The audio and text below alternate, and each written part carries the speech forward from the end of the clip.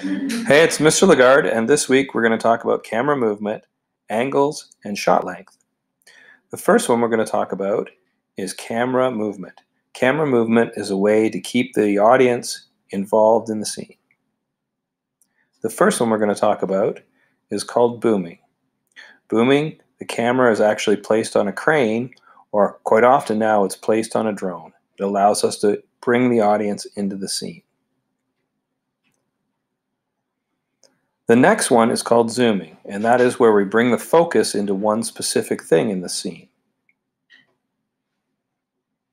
The next one is called tilting, sometimes referred to as the checkout shot.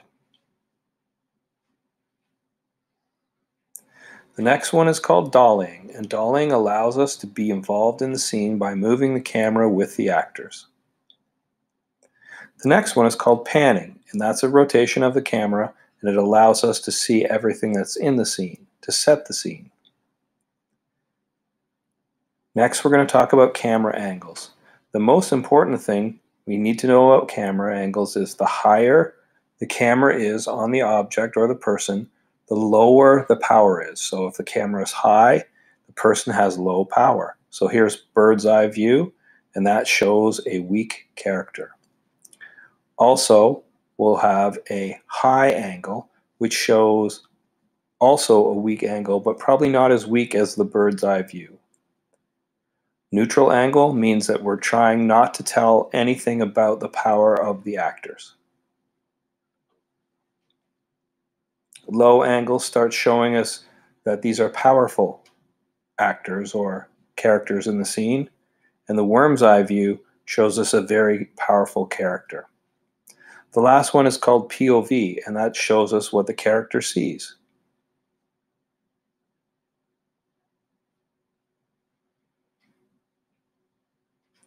The next thing we're going to talk about is called shot length. And shot length is used to describe the actors and also to set the scene.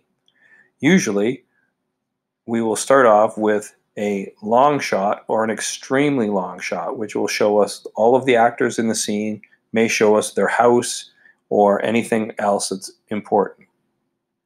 The next one is called a full-length shot, and it shows us from the top of the actor to his feet. The next one is called a waist shot, and it shows just from below the waist up. Head and shoulders, which is used quite often in a newscast. Then we have a close-up, which shows usually from the top of the head to just above the chin, or from the bottom of the chin up. An extreme close-up shows just one detail, sweat on their brow. Now, one of the important things to do when choosing shot length is know not where to cut your person. So never cut them at a joint. Never cut them at their neck, their waist, their knees, or their ankles. Okay, now we're going to go out and shoot our very own using things in our house, and I'll show you that in a second.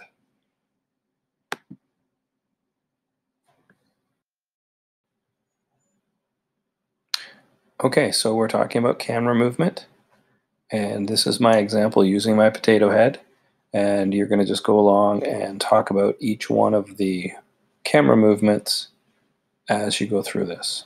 So here is my example of panning. And panning allows us to stay in the scene. The next one is dollying. Dollying in on my beautiful panning potato heads.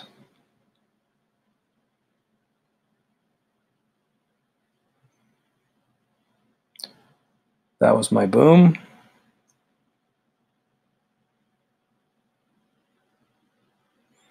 This is the tilt shot, also known as the checkout shot.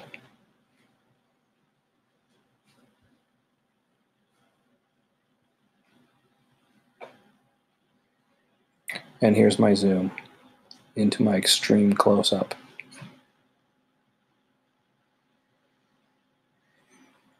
Here's camera angles. Again, with camera angles, remember that the higher the camera shoots down on the character in your story, the lower the power of that character in the story. So here's the bird's eye view, not very powerful. High angle. Neutral angle is the most common angle we shoot at. Low angle, that was my finger, don't tell anyone. And coming up is the worm's eye view. And to be honest, I forgot to shoot the POV from the point of view of the potato head. The last one is called shot length. And shot length doesn't work very well with my potato heads because, first of all, they don't have necks or waists or even knees. So, extremely long shot, establishing shot, full length shot, a loose single, which is just above the knee, then a waist shot, head and shoulder shot, which on the potato head looks the same, close up, which we usually cut off the chin of our person or our forehead. And the last one is the extreme close up. Okay, try this out. You'll have a great time. Thanks for watching.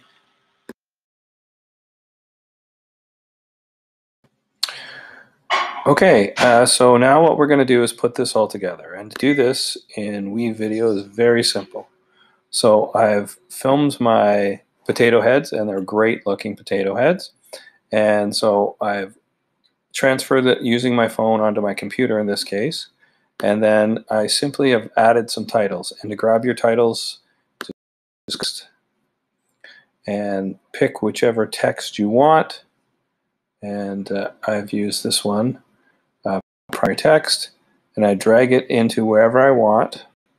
And then when I double click on it, I can add whatever text I want.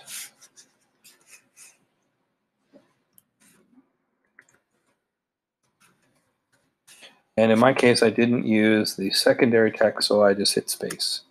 And then I clicked Save Changes. I don't actually want that. And the other thing that I did is used VoiceOver. And to do that, I clicked on Audio, and I clicked the